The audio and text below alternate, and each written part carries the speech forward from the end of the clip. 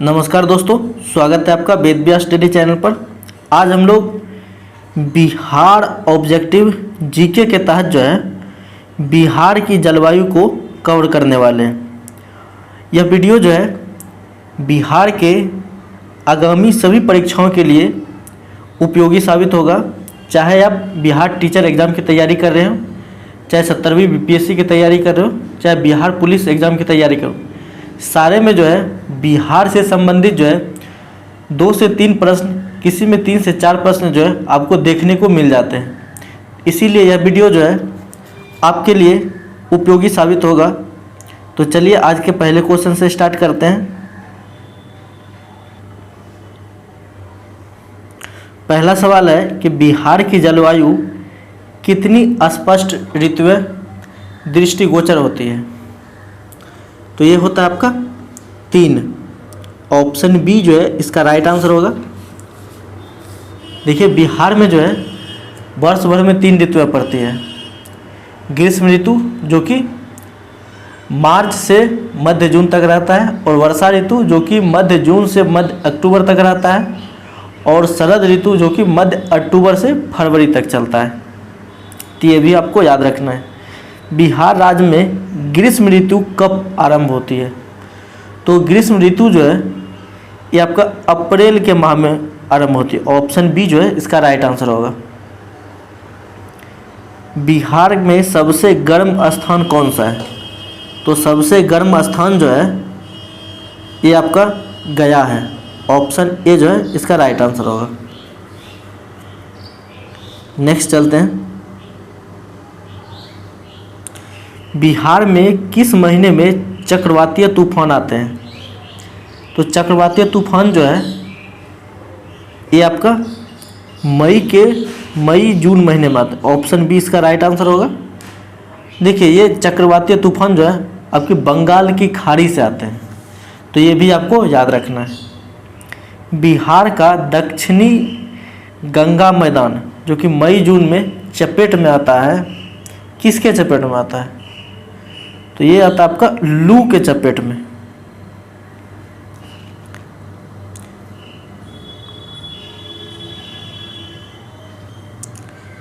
Question number 6 है, निम्न में कौन से कथन सत्य है? बिहार में पहला कथन है कि बिहार में मानसून का आगमन जो है 15 से 20 जून के साथ वर्षा ऋतु आरंभ हो जाती है। दूसरा कथन है कि बिहार की अधिकांश वर्षा दक्षिण पश्चिम मानसून द्वारा होती है। तीसरा कथन है कि बिहार में 15 अक्टूबर के पश्चात दक्षिण पश्चिम मानसून। तो इसमें सब बताना है आपको कौन सा कथन सत्य है। तो इसका राइट आंसर होगा ऑप्शन डी, यानी तीनों कथन जो है आपका सत्य है।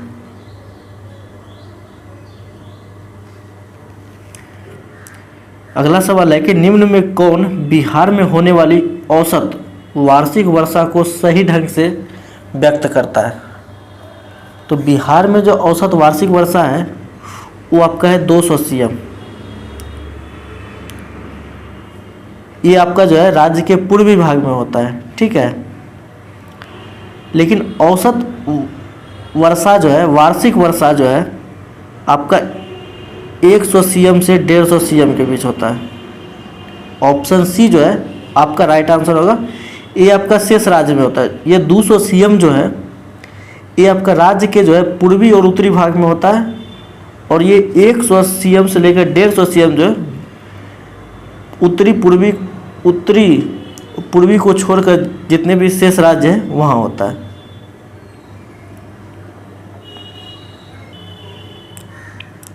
देखिए 7 नंबर का जो क्वेश्चन है इसमें जो कह रहा है कि निम्न में कौन बिहार में होने वाली औसत वार्षिक वर्षा को सही ढंग से व्यक्त करता है।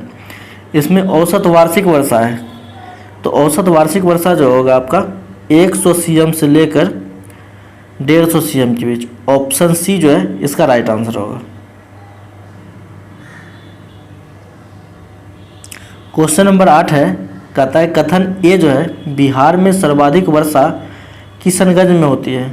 कथन आर कहता है कि बिहार में न्यूनतम वर्षा पटना, आरा, औरंगाबाद त्रिकोणीय भूखंड में होती है। तो आपको बताना है कि कौन सा सही है कौन गलत है। तो इसका राइट आंसर होगा ऑप्शन डी, यानी ए और आर जो है दोनों सही है। बिहार में जो है शीत ऋतु कब आरंभ होती है? तो शीत ऋतु जो है ये आपका मध्य अक्टूबर से आरंभ हो जाता है। ऑप्शन बी जो है इसका राइट आंसर होगा।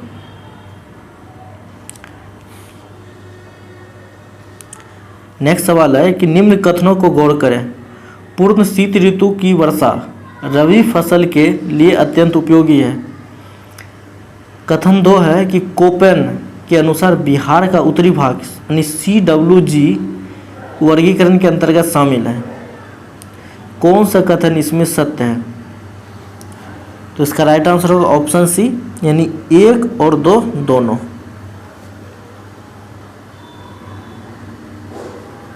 क्वेश्चन नंबर 11 है कि थर्नावेट के अनुसार निम्न में बिहार का कौन सा क्षेत्र CBW वर्गीकरण के अंतर्गत आता है? तो ये आता है आपका संकीर्ण उत्तरी क्षेत्र। ऑप्शन डी जो है इसका सही जवाब होगा।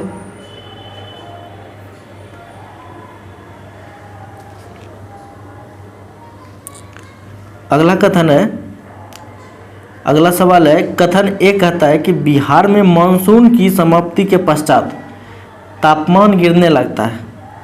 कथन आर कहता है कि मानसून समाप्त होने के पश्चात बिहार में पश्चिम से ठंडी हवा चलने लगती है। इसमें बताना है आपको कौन सा कथन सही है कौन गलत है।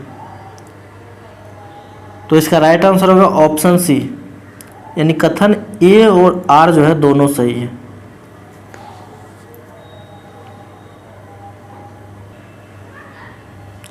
क्वेश्चन नंबर 13 है, निम्न में किसके वर्गीकरण के अनुसार उत्तर बिहार CAW वर्गीकरण के क्षेत्र में आता है? तो इसका राइट आंसर होगा ऑप्शन ए, त्रिवार्थ।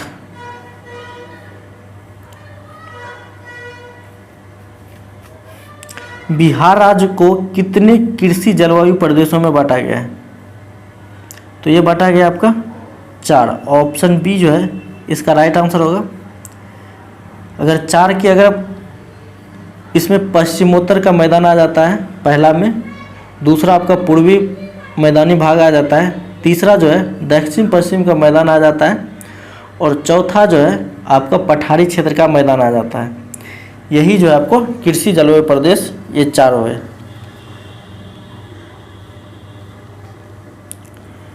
क्षेत्रीय विषमताओं के आधार पर बिहार को कितने जलवायु प्रदेशों में बांटा गया है? यहाँ का क्षेत्रीय विषमता के आधार पर। तो क्षेत्रीय विषमता के आधार पर जो है बिहार को जो है 4 जलवायु प्रदेशों में बांटा गया है, जिसमें अगर पहला देखेंगे तो उत्तर पश्चिमी गिरिपथ प्रदेश, दूसरा जो है उत्तर पूर्वी प्रदेश, तीसरा जो है रोहतास का पश्चिमी निम्न पठार के क्षेत्र के अंतर्गत अगस्त महीना में जो आता है, उसके बाद चौथा जो है मध्यवर्ती प्रदेश।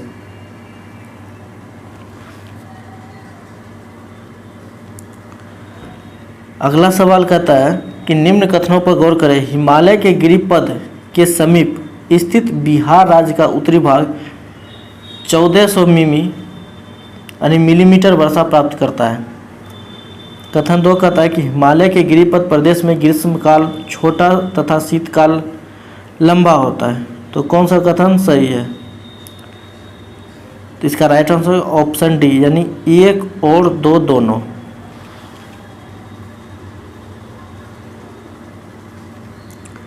बिहार में कितने प्रकार के जल संसाधन मौजूद हैं? तो बिहार में जो है आपके 3 प्रकार के जल संसाधन मौजूद हैं। पहला नदियां और अववाह तंत्र, दूसरा जलप्रपात और जलकुंड, तीसरा वेटलैंड्स। ये 3 प्रकार के जल संसाधन जो है वो बिहार में मौजूद हैं। उद्गम के आधार पर बिहार की नदियों को कितने वर्गों में बांटा गया है? तो उद्गम के आधार पर जो है बिहार की नदियों को 2 वर्गों में बांटा गया है। पहला जो कि हिमालय क्षेत्र से निकलने वाली नदियाँ होती है। दूसरा जो कि पठारी क्षेत्र के दक्षिणी भाग से निकलने वाली नदियाँ होती है।